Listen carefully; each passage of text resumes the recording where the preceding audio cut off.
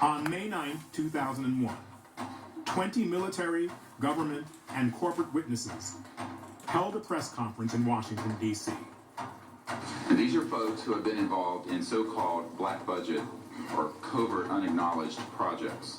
They described a decades-long conspiracy to cover up extraterrestrial visitation. Decade? These unacknowledged special access projects are taking in at least $40 to $80 billion per year. Like 5 And the decades, study bro. of extraterrestrial technology At that point. in It's now covert 7 military decades programs. now. And they are sitting on technologies that can change the world forever. This technology would liberate Earth from fossil fuels, environmental devastation, and poverty in a single generation. In a single generation, we can get rid of all of the world's problems. Us in the winter of 1962 and asked us, would we chase one? Their testimony would make history. I said, well, are you going to tell the public about it? And he says, no, we don't tell the public about this. It would panic the public. This was the most watched. They always want to hide it because they think the public's gonna panic. We actually did recoveries of crashed saucers. There were bodies that were involved with Jerks. some of these crashes, also some were alive. It marks the beginning of the global disclosure movement. These discs were hovering off the floor without any visible means of support. They were referred to as alien reproduction vehicles. 50 To the President of the United States by the Director of Central Intelligence, George Bush Sr. I wish to emphasize that these life forms from elsewhere are hostile towards us, but there is a great deal of evidence that they are concerned with our hostility. The phenomenon of UFOs does exist, and it must be treated seriously. Mikhail Gorbachev. And Tuesday. But there's no support for this appealing idea. The extraordinary claims are not supported by extraordinary evidence. It's always asked, where's the evidence and where's the beef on the UFO issue? In fact, we have so much evidence that Dr. J. Allen Hynek, who was in charge of Project Blue Book for the Air Force, stated that it's an embarrassment of riches. We have so much. Project Blue Book. Not to be Richard confused Doty. with I was assigned Project as a Blue special Planet. agent with the Air Force Office of Special Investigations at Kirtland Air Force Base. I was a counterintelligence officer at the base. During my time there, my first few months there, I was briefed into a I do want to stop and highlight how they will create projects that are incredibly similar to other projects so that they can confuse the public. And there is less people, which factually there will be less people looking for the information if they don't believe in it at all. That's what this is all about. special access program involving the U.S. government's investigation and contacts with extraterrestrial, the visitation of these extraterrestrials to Earth. I can assure you that flying saucers, given that they exist, are not constructed by any power. Now, this is where it's not true. Harry S. Truman. That's not true because they've been reconstructed at this age. They've been reconstructed by Russia, China, and America. So the ones that we're seeing now are definitely of this planet. Army officers say the missile, found sometime last week, has been inspected at Roswell, New Mexico, and sent to Wright Field, Ohio, for further inspection. Sent to Wright Field, Roswell Ohio. has almost become a joke because each one was occupied by 3 bodies of human shape, but only 3 feet tall. It's become the #1 document. 3 saucers with 3 bodies apiece inside each of them at 3 feet tall. I think they might be trying to highlight some numerological significance. It wasn't saucer shaped. That particular craft, there were some problems with, #1, getting it on the flatbed to take it up to Area 51. The interior craft was, it didn't have any actual levers or flight control systems that we would identify as a flight control system. But they eventually, I think, over some time, figured it out.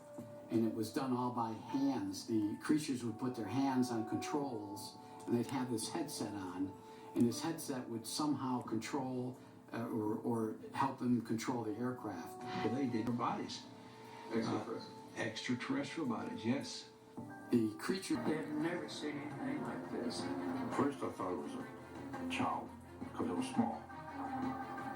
Then I looked at this head doll. The head was different, the arms were spindly, the body was gray. But the creatures were approximately 4 foot. They had didn't appear to have any ears. The earlobes had 2 ear canals. They had an indentation for the nose, very, very big eyes. And large eyes. The fingers had no thumbs, just four fingers. Suction devices on their tips of their fingers. You know, the 4 fragile fingers and the long arm, real short joint. Almost looked like they were nude, but they actually had a very thin but tight-fitting suit on. One was alive, partially alive at the time. They said there had been over 100 crashes in that Four Corners area. Four Corners, Arizona, Utah, New Mexico.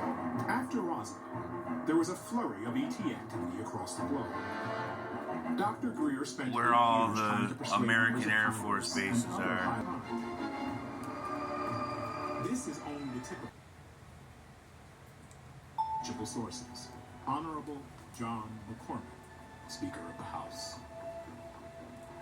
Now, I'm one of those what you would call the high government officials in the FAA. I was a division chief. I was only 3 or 4 down from the admiral. The way it started, this Japanese airline 747 was coming from the northwest, going across the Alaskan territory. So his radar is picking up a target. He sees this target with his eye, and the target, the way he described it, was a huge ball with lights running around it, 4 times as big as a 747. The Japanese pilot would say he's now at 11 o'clock, he's now at 1 o'clock, he's now at 3 o'clock. When he would say that, the military guy would cut in and say he's now at 2 o'clock or 3 o'clock, and he would confirm the position. He said this is the first time they ever had 30 minutes of radar data on a UFO, and they're all itching to get their hands into the data. And if they come out and told the American public that they ran into a UFO out there, it would cause panic across the country. So therefore you can't. Another time when they won't allow it because of panic. And I had the pilot's 1986. report that came through, and I had the FAA's first report that was all downstairs on my January table. 26, 1986, when the Bears won the Super Bowl.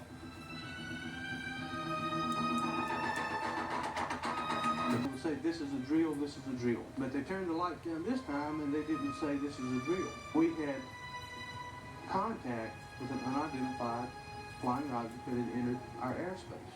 We had it on radar for almost an hour. The order was given by Admiral Train to try and get this object forced down out of the sky, if at all possible, by whatever means possible. What was really driving him nuts was this thing absolutely had complete control of the situation and could just be wherever it wanted to be just in a matter of seconds.